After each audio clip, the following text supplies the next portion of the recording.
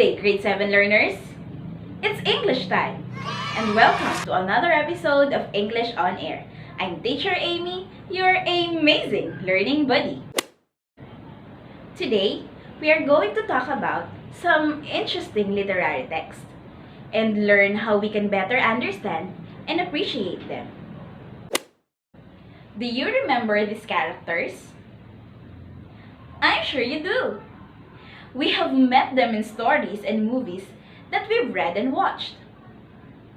In this activity, all you have to do is name the picture that will be shown. Are you ready? Let's start! This is the first picture. Who do you think is this character?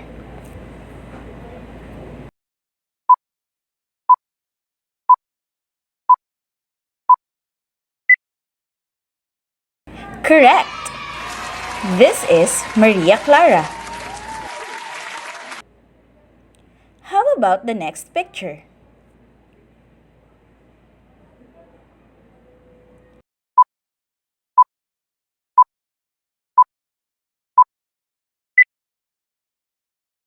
Excellent! He is Gregorio del Pilar from the movie Goyo. And the last picture is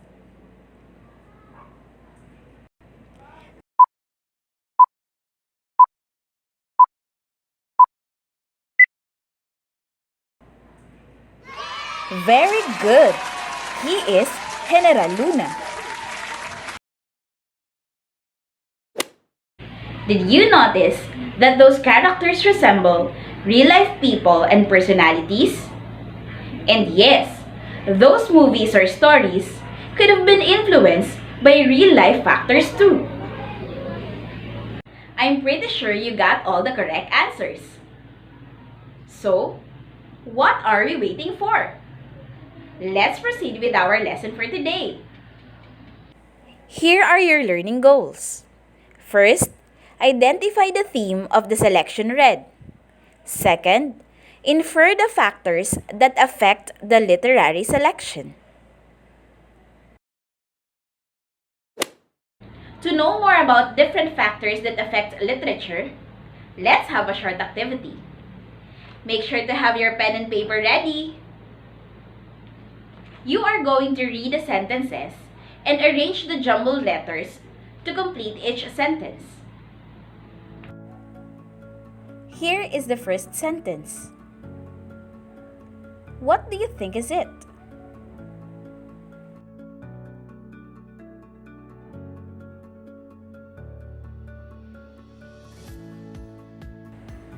Correct! It's culture.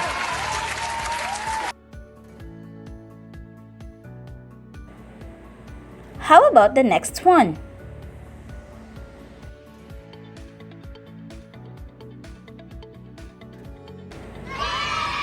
Very good!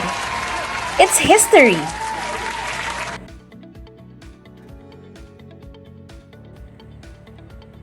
Let's have the next one.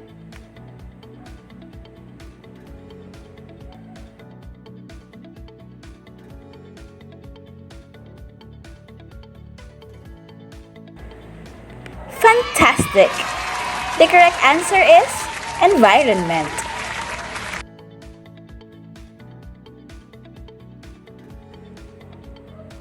Here's the next one.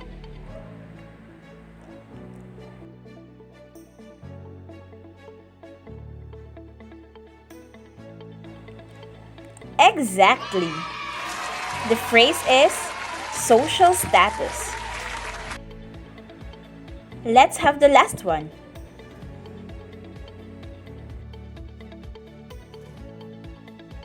Amazing! Factors is the word being defined. Did you get all the correct answers? I believe you answered it perfectly. So together, let's find out how these different factors affect a literary piece. But first, let's recall the meaning of literature. Do you still remember the meaning of literature? I bet you do. Well, we all know that the literature is a collection of written works such as short stories, novels, essays, and poems. Remember, many pieces that we read are not merely words of the mouth or from someone's imagination. It could have been written by the authors with the influence of different factors such as culture, history, social status, and environment. Also, a literary text may be influenced by more than one of the given factors. Have you heard about Manuel Argilla's story? The title is How My Brother Leon Brought Home a Wife. Well, if you haven't heard of it, or you want to know more about it, let me give you an overview of this story.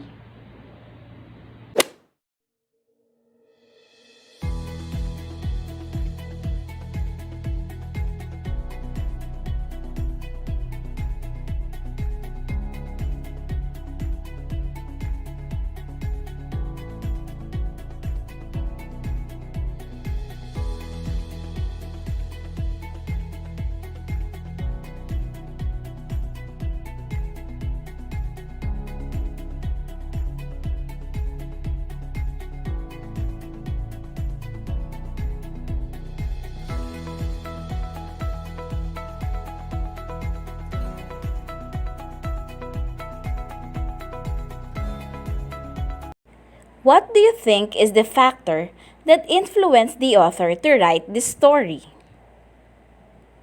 Yes, exactly. It's culture. This story showing a man who introduced his city-born wife to his more provincial family clearly shows an aspect of culture. It reveals a custom of some families wherein parents and other relatives aim for a big involvement in a family member's marriage.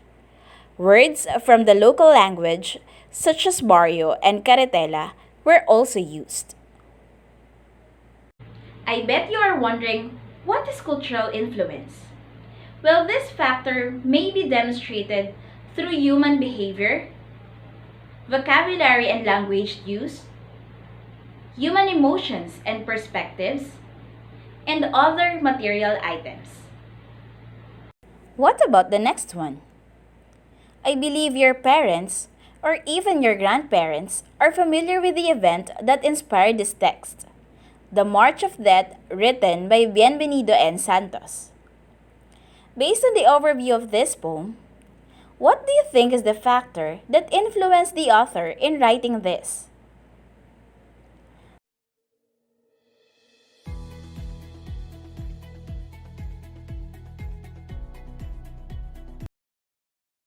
Perfect! It's history. It clearly expresses the suffering of many Filipinos in the Bataan Death March during the Japanese occupation. Then, how can we say that history influences the author in writing a literary piece? When we say history, it is a branch of knowledge that records and explains past events, which is connected with studying and representing things from the past. It is about what has happened in the development of people, country, and institution. Wars, pandemics, calamities, and man's ways of overcoming this crisis and other actual happenings in the life of a people or nation may show influence on literature. It is getting more interesting, right? So, let's have the next one. The overview of the story titled My Father Goes to Court by Carlos Bulusan. What do you think is the factor that influenced the writer in writing this story?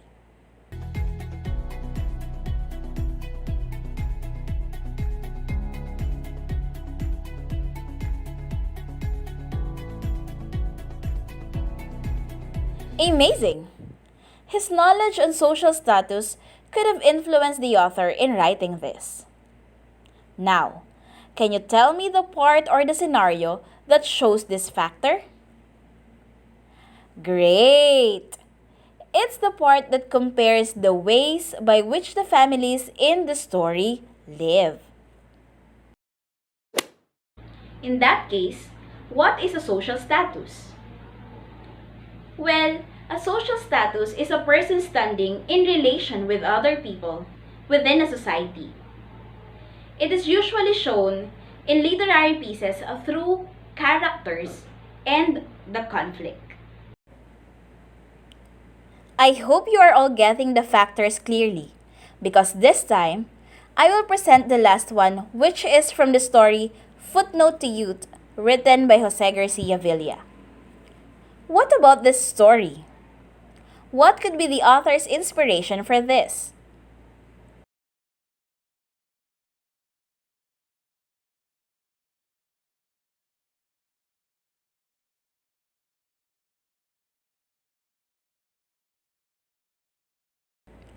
Very good. It's the environment. Can you tell me the portion that shows that factor? Exactly. It's the part that describes the setting of the story. It depicts the scenario that the writer could have observed in real life. We know that when we say environment, it is defined as objective and perceived characteristics of the physical context, such as home, neighborhood, or school, including aspects of urban design like presence and structure of sidewalks and venues. It is true that what surrounds a man also shows an influence on literature. Doing great, amazing learners! It's time to assess your understanding of how a selection may be influenced by culture, history, social status, environment, and other factors. Are you getting excited? Let's start! In this activity, all you have to do is identify the literary influences of the following excerpts. Remember the different factors that influence a literary piece. It could be culture, history, environment, and social status.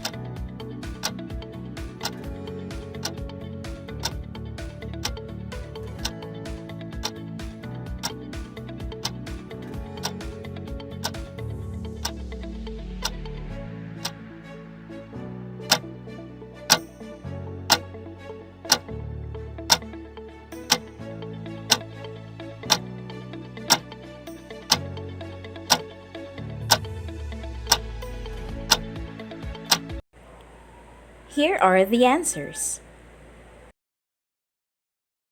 If you got all the correct answers, then give yourselves the Amazing Club.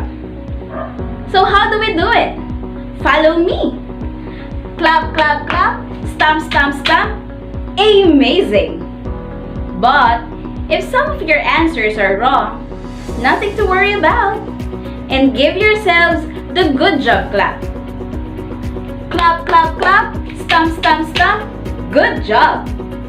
Also, you can go back to the items to understand the scenarios better.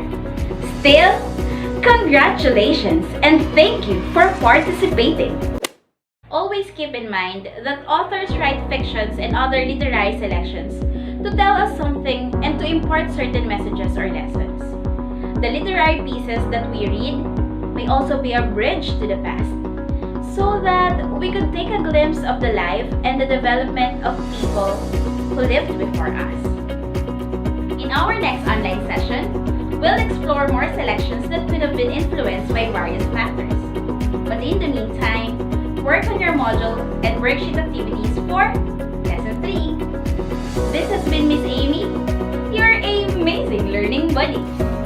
Do not forget, all your hard work will pay off soon. See you again on the next episode of English on Air. Bye! Have a great day!